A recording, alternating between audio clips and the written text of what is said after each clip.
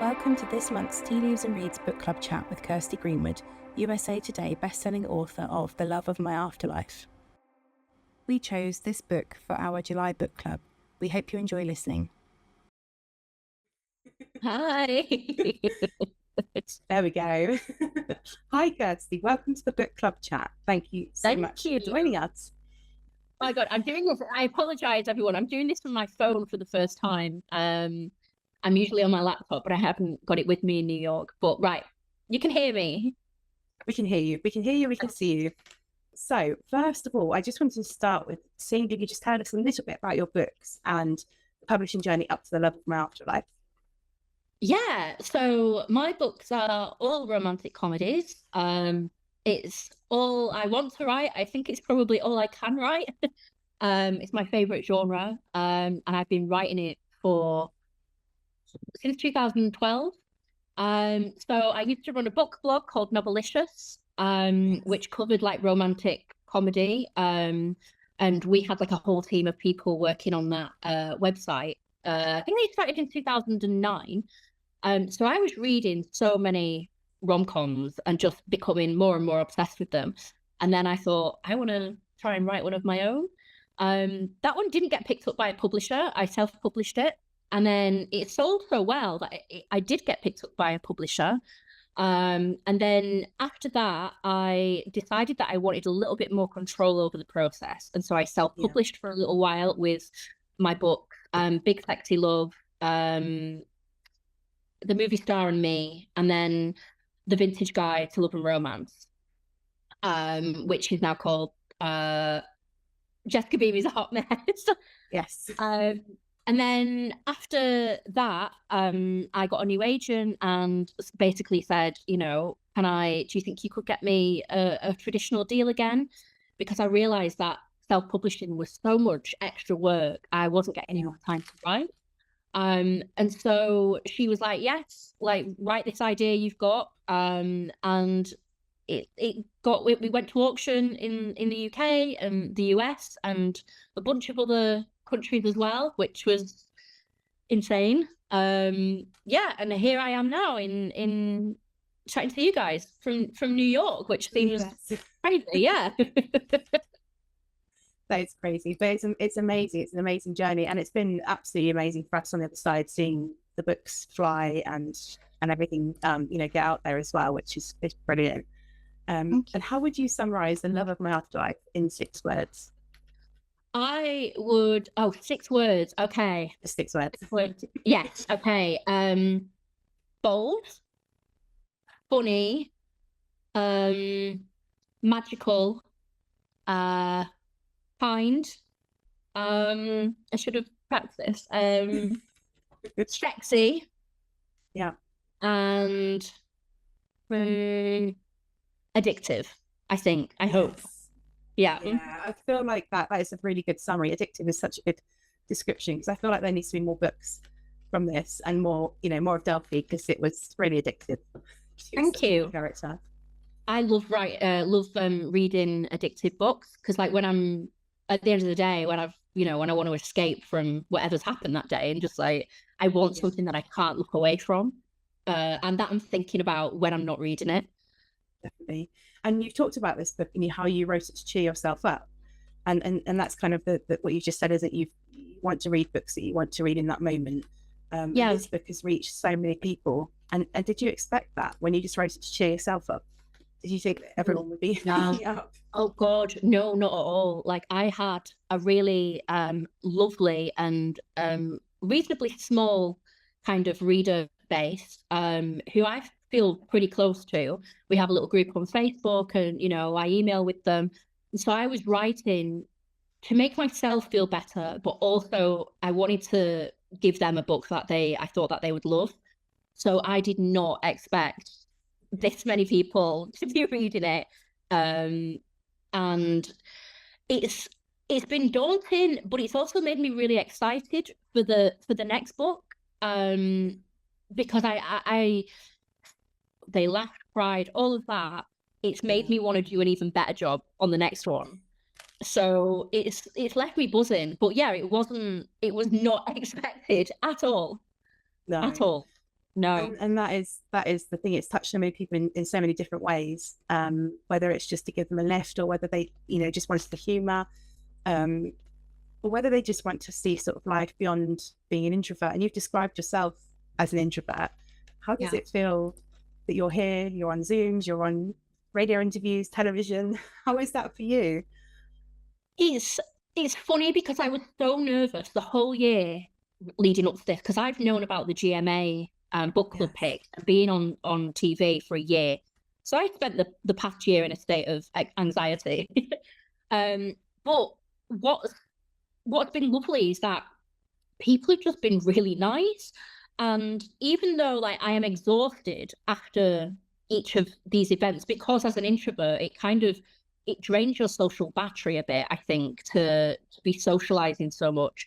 I have to come back to like my hotel or my bedroom after and put a piece of black cloth over my eyes and like, turn the lights off and put earplugs in and just kind of sit still for a little bit. But in general, it's just been completely joyful.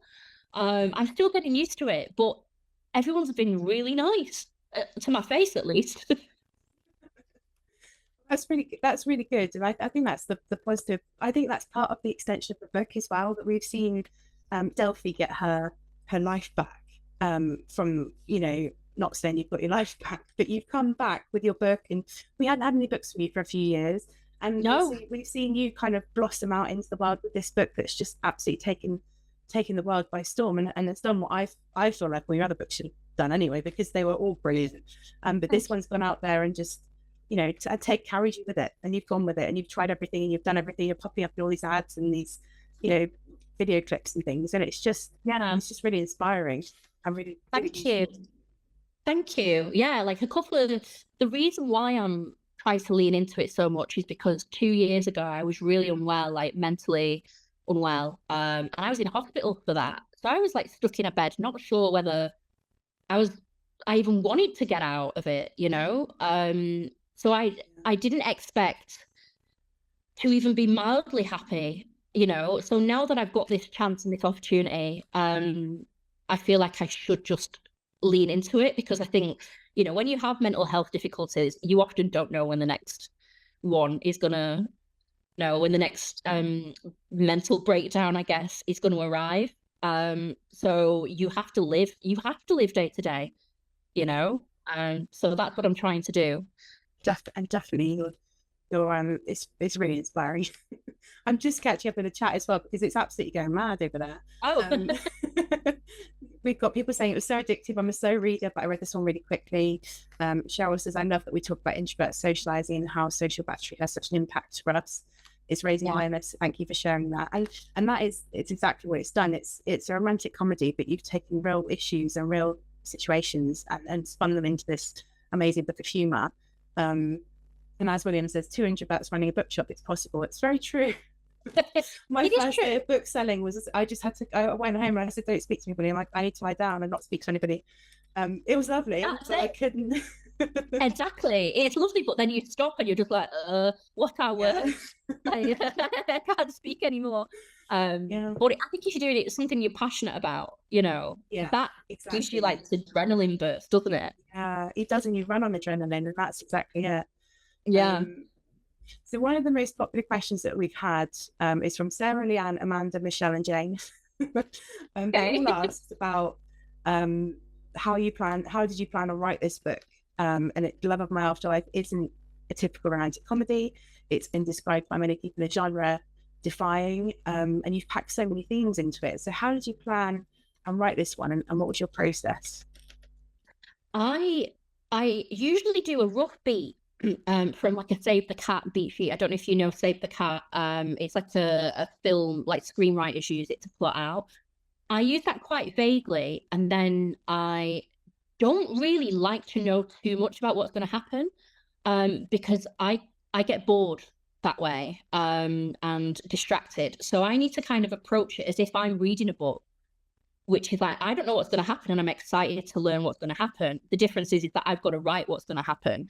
So I don't plan too heavily, but because I went into this with no expectations, I guess, beyond pleasing myself and my small group of readers, I just put everything into it that I wanted from a book. So there is a heist scene, and there is, drama, and there's some very rude jokes. There's a bit more steam than my other books, because that's what I like, so I wasn't necessarily trying to adhere to what I thought it should be and what I thought, I guess, publishers would want, which is why it's got like so many random tangents. It is definitely a mashup, it's definitely it's a chaotic book, I think, but in a good way, I hope. Yes, definitely in a good way.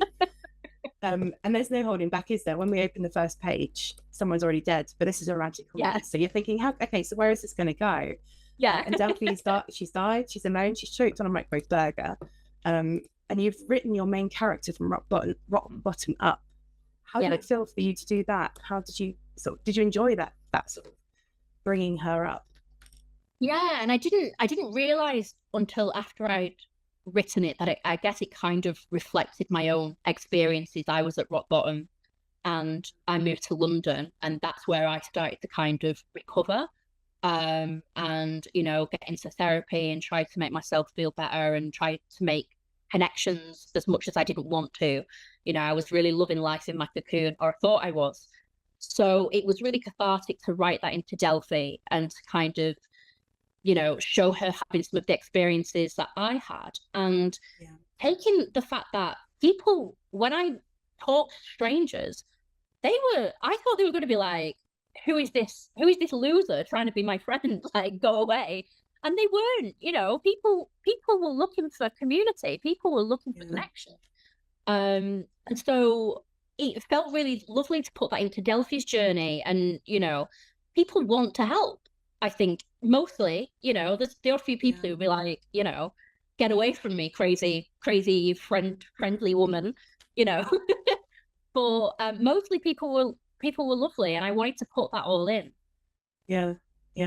And your launch party was like that, wasn't it? You surrounded yourself with people. You even sang your speech, and that is not that is not the thing that you would expect to see from somebody that had felt like that previously, and people just showed up for you, and that you had that kind of validation, I suppose. I think when you're at the bottom of the barrel, you often, if you can still hope about the future, you fantasize a little bit. If I get better, I'm going to do this, and one of my things was like, one day I'm going to have a party where everyone's wearing sequins. And then when this happened, it was like, oh wait, this is my chance to have a party, like a human disco ball. Your life is a book. You need to write this. This is the next one.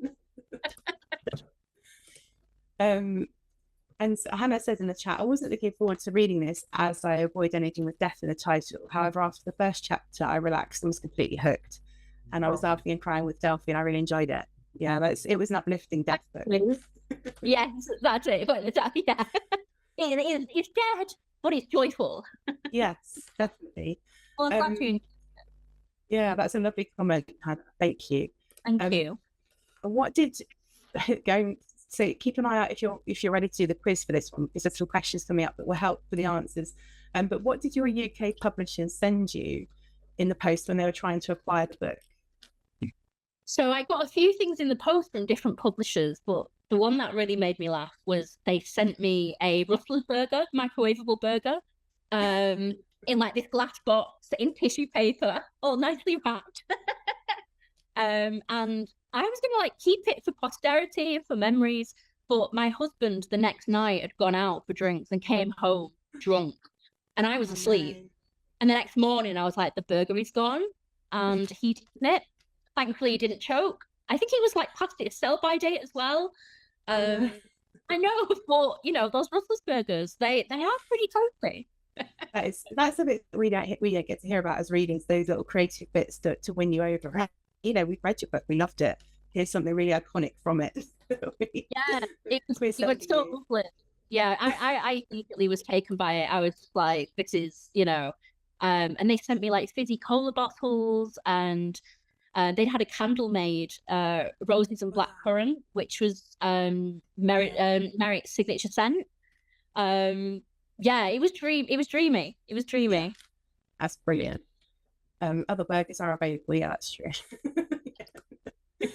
And how have your own reading taste changed since you moved from book blogging and from Novelicious into writing? Not one bit. No, same. No, rom-com girly, always and forever. I'll sneak in the occasional thriller. I love Lisa Jewell. But I only started reading Lisa Jewell because she started out writing rom-com, and I was a huge fan of those. I'm even bigger fan of the thrillers that she's doing now. She's an auto-buy for me. I also like reading musical theatre memoirs, because I love musical theatre. But in terms of fiction, I'll read like the big books that come out and are everywhere. I get FOMO if I don't. So I'm like, I want to know what everyone's talking about. But mostly it's romance, it's rom-coms. It makes me happy. It's as simple as that. I'm looking for things that make me happy, and that genre makes me happy. And how has it been different this time around compared to when you self-published, apart from having more time to write and do things in between? It's just, there's been quite a lot more pressure, I think, because there's a whole team involved now. Yeah. It was just me, and like I hired my old editor Caroline Hogg for my self-published books, who I worked with at Pan Map and I adore. So it would basically be me and her working on the self-publishing. And now there are big teams involved. So there is a little pressure with that. And it did take me a little while to get used to sharing those creative decisions with other people. But then, they were sending stuff and I was like, oh, these are the experts. Like, what? I don't know what I was doing, but it wasn't this, and they're pulling out all these ideas and suggestions. And I'm like, oh my God, like this is incredible. So it's been exciting in that way to have a more collaborative experience, and to have people who, especially like with Century and Berkeley, it's the reason why I wanted to go with those publishers, is they genuinely have love for the genre. They're not just publishing it because it's popular or it's having a moment or whatever. They're reading those books outside of work, which I don't think is all that common, and I love that. They were genuinely giddy about this genre. So yeah, it's been lovely, but definitely more pressure. The attention is, I'm still getting used to it. Like, yeah, I'm still getting used to it.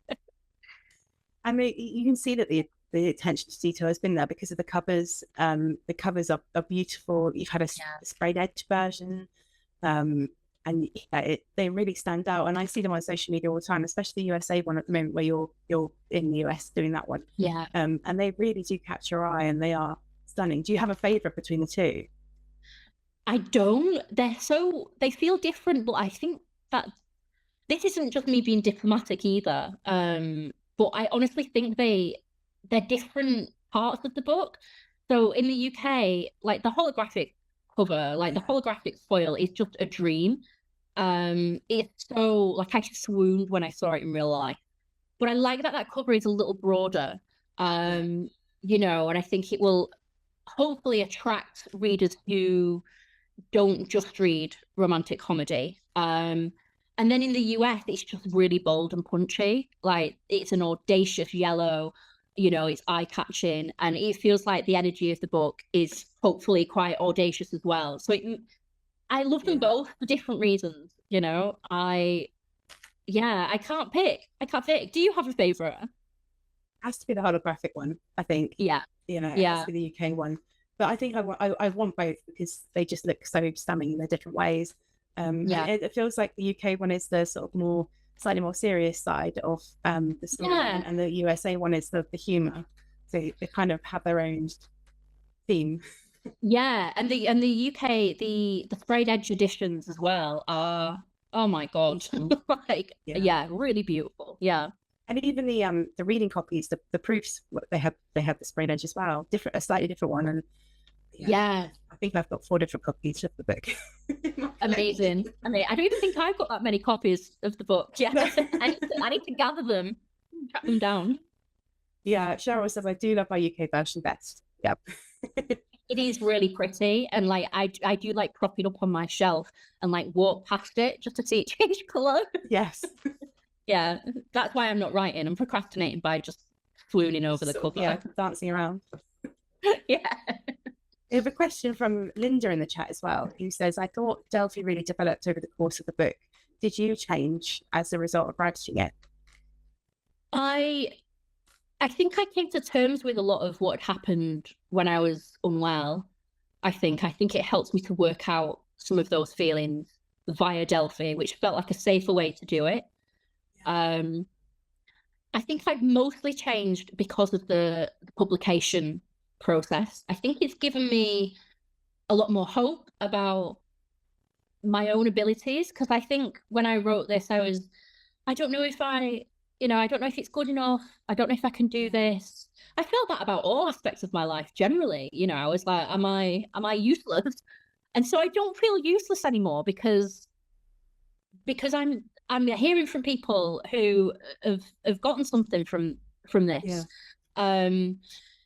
Sorry, I'm gonna get emotional. I think it's a really good question. I think it's a really good question to ask back to us, because how have we changed after reading it? I read it whilst we were setting up our bookshop, and I was putting myself out there from working remotely for 4 years. And that was massive for me. And I was reading Delphi's journey as she was putting herself out there. So I think a question for readers as well to say, how have we changed and how have we evolved? Because it helps. I think it's going to continue helping people. I hope so. That's powerful and magical all at the same time. It's brilliant.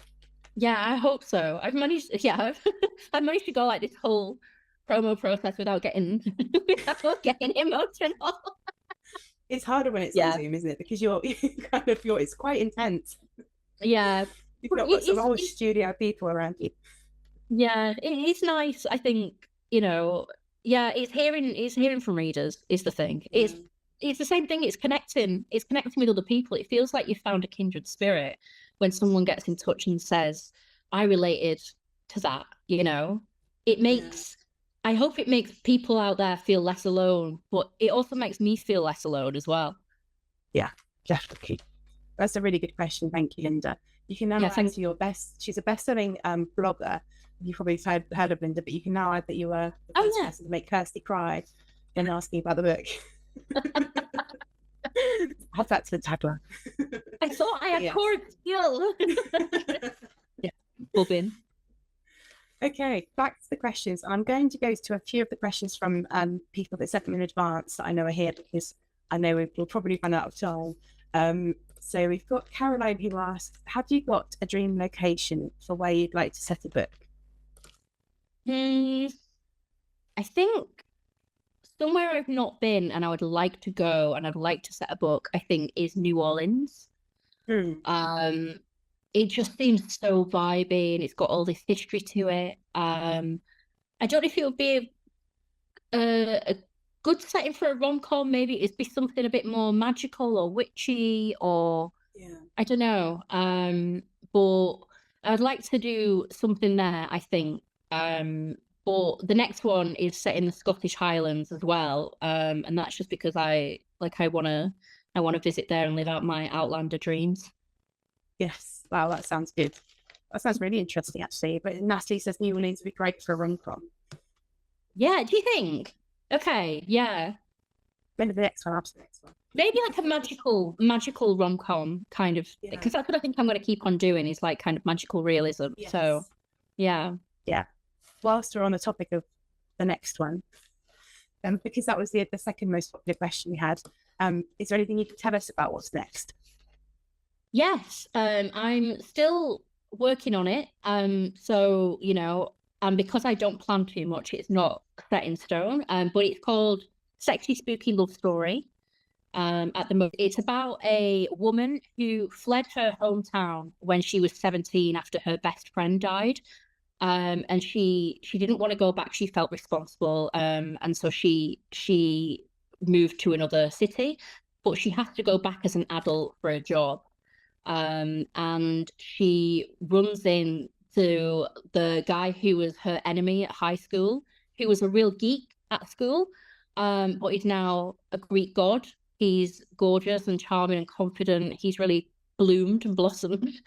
And so they were enemies at high school, and she's trying to kind of look very cool in front of him. But, and here's the kicker, she's at the same time she's getting haunted by the ghost of her best friend, who died when they were 17. And when they were 17, they were these like two real wild card, like cheeky, naughty teenagers. And so her best friend, the ghost, is horrified at what a stick in the mud she's become as an adult. So she is trying to get her to reconnect with who she was when she was 17 and cause chaos, which obviously gets in the way of her trying to impress the hero, who at the moment is called Norbert. I don't know if my publishers will let me keep Norbert, but I really like the idea of having the hottest guy you've ever read called Norbert. I hope they keep Norbert. So I need to work on my elevator pitch. I definitely need to condense it down. But it's set in the Scottish Highlands. It's, you know, it's ghostly. It's set in a manor house on a lot. It's sexy and bonkers, and hopefully, you know, similar kind of reading experience to The Love of My Afterlife.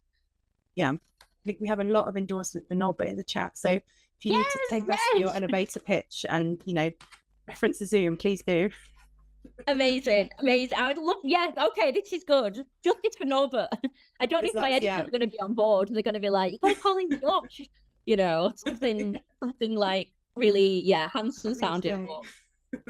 Yeah, but just the idea of this like absolutely ripped guy, you know, who's just been called Norbert. I don't know, it tickles me. Hashtag justice for Norbert. That trending. You get into trouble. You're trying to promote your latest book, and we're sort of off on one about Norbert already. I love it. Does sound brilliant though. Thank you for telling us about it, because I think there's a lot of excitement for the next one in there. For us it ends, we finished it and we're ready for more, and you're sort of still there trying to, you know, talk about it and promote it, but we want more books. Well, I love that space.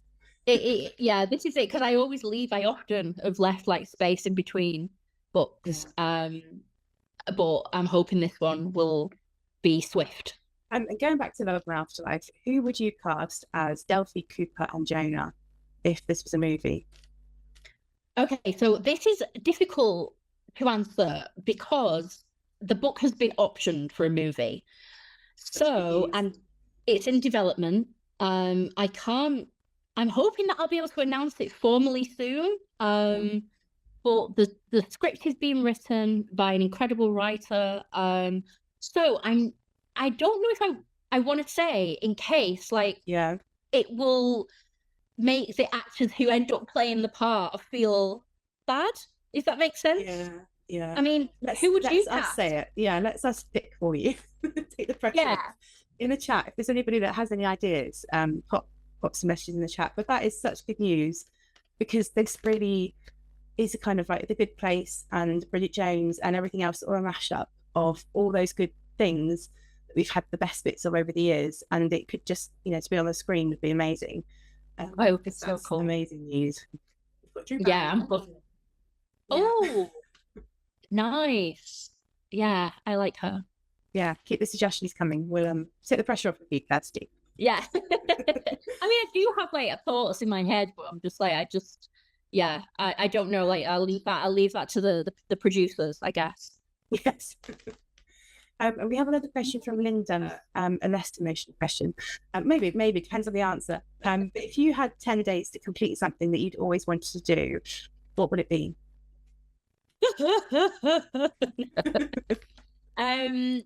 I would write a musical. Could you write a musical in 10 days? It's something I've been working on and like putting aside, and I love musical theatre. So I think I would do that. I don't know, is that... Oh, someone said Olivia Cook. She's from Oldham. Where I'm from. She'd be great. Sorry. Yes, I would write a musical, I think. Like intensely. Brilliant. That sounds very ambitious, but yeah. A bit mad. It'd have to be like a day and night thing. Yes. 24/7 for 10 days. And then I would probably die of exhaustion at the end of those 10 days anyway. but you've written a musical. So. Exactly, so it's fine. If we could just add in there justice for Norbert as well, you achieved 2 amazing things in 10 days. And then going back to a few questions about books and reading, do you have any sort of random best 3 reads of 2023 that you would recommend? 2023? Yeah. So not 2024. Well, I don't know how much time you've had for reading. Oh no, can I do 2024 because I don't remember what I read in 2023. Okay, so I read Under Your Spell by Laura Wood. Yes. Which I really loved, like top tier rom-com, all of the swoons, just really beautifully written. And I think if you like The Love of My Afterlife and you've not read Under Your Spell, you would like that too. Very similar vibes. The Happy Hour by Cressida McLaughlin. I love. She's like a warm hug, like of a book. Perfect for the end of a stressy day. You know, that thing where you just want to escape and leap into another life for a while. Cressida is perfect at that. And also The Good Part by Sophie Cousins. Again, another speculative rom-com, but funny. Made me audibly laugh out loud, which doesn't happen so often. You know, I'll smile and I'll be like, oh, that's funny, but I was actually laughing out loud at that, which if a book makes me laugh out loud, then it has my heart forever. So yeah, that one too. So all rom-coms, all romances. Brilliant choices though. They are really good choices. And I love the covers of all of those books. They are brilliant, aren't they? In the chat, Jane said, what's your favourite musical? It changes. At the moment, it's Merrily We Roll Along, Sondheim, because I went to see it last month with Jonathan Groff and Daniel Radcliffe and Lindsay Mendez in the lead roles. And I just sobbed from start to finish. As soon as the overture began, I was like, this is like the best night of my entire life. So at the moment, I'm all in on Merrily We Roll Along. I also like Sweeney Todd because it's weird and dark and but funny, even though it's like about somebody who's cutting the throats of the people whose hair is supposed to be cutting. You would never have thought that'd make a good musical, so I'm delighted by that always. Good choices. And we've got some more suggestions in the chat as well for the movie. So we've got Jonah Channing Tatum. Yes. Oh my god, yeah. Oh, okay. Proper punk. Yeah, yes. Proper. Jonathan Rhys-Meyers as well. Yes. Yeah, very beautiful. Support for that. I love that. Yeah, he'll be great. And have you ever had a secret wish? I don't think you're very passionate about rom-coms, but have you ever had a secret wish to write a different genre? Yeah, like when I read thrillers, I love the idea of writing a thriller. I've tried. I'm not good at it. It ends up being comedic and inappropriate, people like cracking jokes over the corpse and shit. It doesn't work. Maybe cozy crime. I like cozy crime. I have an idea. I had an idea for a cozy crime series called Pride and Joy about Jenny Pride and Joy Bickerstaff, two high school enemies who grow up and solve murders that happen in the town where they run a bookshop. That sounds brilliant. So, yeah, I think about it a lot, but I don't know if I could do it. I don't know, like maybe someday. Yeah, that does sound really good. We'll be happy to provide the bookshop setting, the inspiration. Perfect. Is Concept and Caramel real? That the restaurant in the book, is it a real place? No. How did you come up with it? I wanted to think of something that sounded a little bit wanky, to be honest. And like you have all these restaurants now where it's like it's not necessarily about the food, it's about the concept, and that overtakes the experience of what is the concept. And it's just like I just want a plate with some good food on it and to eat it with a knife and fork. But it made me laugh, the idea of there being a place where you painted the sources onto your plate. I was like, that's so silly. And I thought it would be something nice for them to bond over. Yeah, it felt so bizarre that it felt like it was real. I thought this is strange, but really It's strange to bring that out.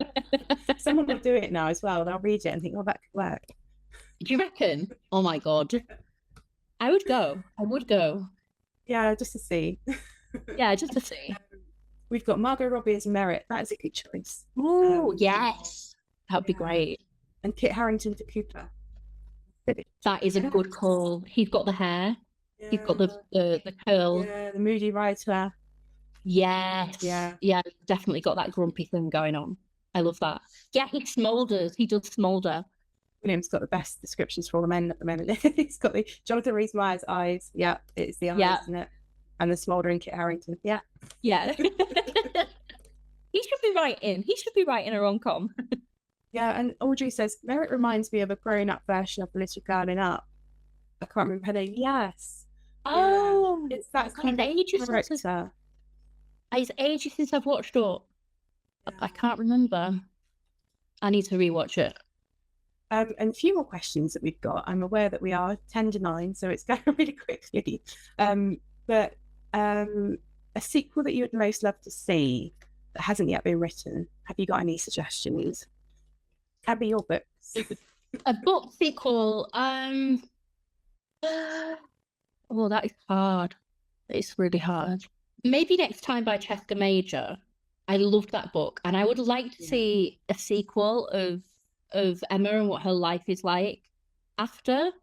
Yeah. And her just kind of maybe finding love again. I would like that. Because of my own book, the characters that I miss the most at the moment are Olive and Seth from Big Sexy Love. I do have a couple of ideas in my head for a possible sequel there. But also I like writing standalones, I feel like I like tying things up and giving them a happy ending. I don't want to be like the villain going in and messing things up. Yes. After Leah's question in the chat, actually, do you ever think you'll write a sequel? Yeah, it's nice to end that way, isn't it? But yeah, but I like having character cameos in future books. In the Movie Star and Me, Olive and Seth appear in there. They're in there. I think in one of my novellas, Natalie Butterworth from Yours Truly is in there. And I think in the next book, I will also have Delphi definitely show up somehow. Yes, she has to. She's brilliant. And the other, I was going to say, you talked about Cheska Major, and If I Were You is her latest book, and I just finished that one a few days ago, and that was brilliant. And if you really, for those that have loved Kirsty's book and similar, it's got that magic, those brilliant characters. It's fantastic. Friday-ish sort of book, but it's basically two characters on their way to a wedding, a couple who are having problems, and they get struck by lightning on the way to this wedding, and they swap bodies, and they have to navigate this entire wedding weekend as each other. It's bonkers and funny, and she's a gorgeous writer and a gorgeous person as well. Yeah. And Danny says, I loved a novel love story. That's another one that we've that's come up quite a lot with similar feeling. I just read that. It's fantastic. So many good books in so little time. Yeah. Well, that's it. That's our life, isn't it? As bookworms. Yes. Constantly chasing the TBR. And what's the strangest thing that you've ever had to Google for a book? Oh God. Oh no! Can you diet from a microwavable burger? Yes, yeah, definitely. Like Delphi does. I don't know, and if I did, I don't know if it would be appropriate to say. I did. I mean, I can't. I don't want to say it. Okay, there is a scene where Delphi goes running and she's wearing some tight leggings. I had to check what kind of leggings material would create the situation that she encountered in the park. Yes. I don't want to be too more graphic than that, but it was an enlightening Google search, I will say. That's yes, that scene, I mean, that had me laughing for chapters after that. Yes. Oh, good. Sarah says, I know the scene you mean. Yes, we know what you mean. That was, Leah says that was my favourite scene. I couldn't stop laughing. Oh, good. I was like, are they going to take this out? But luckily they didn't. They liked it. I'm so glad they kept it. Yeah. Realisticness of it all that you just think, yeah. But that's the that you had to go to make sure. Labia, be hungry sometimes. Sorry if you've not read the book yet. William's probably the only one on this Zoom that doesn't know what we're talking about until just now, and I can see it on his face. It's just clicked. We all know because you've all read it. Sorry, William. We've stolen his innocence. I'm going to pretend to be innocent. But it was hilarious, and but that's the bit that, you know, that's the thing about this book. It was just there were so many funny bits and bits that will just keep going afterwards. You just keep thinking about. And that is it. We are 5 to 9. We've asked as many questions as we can, and thank you so much to everybody that's put questions in the chat that sent them in advance. Yeah, thank you.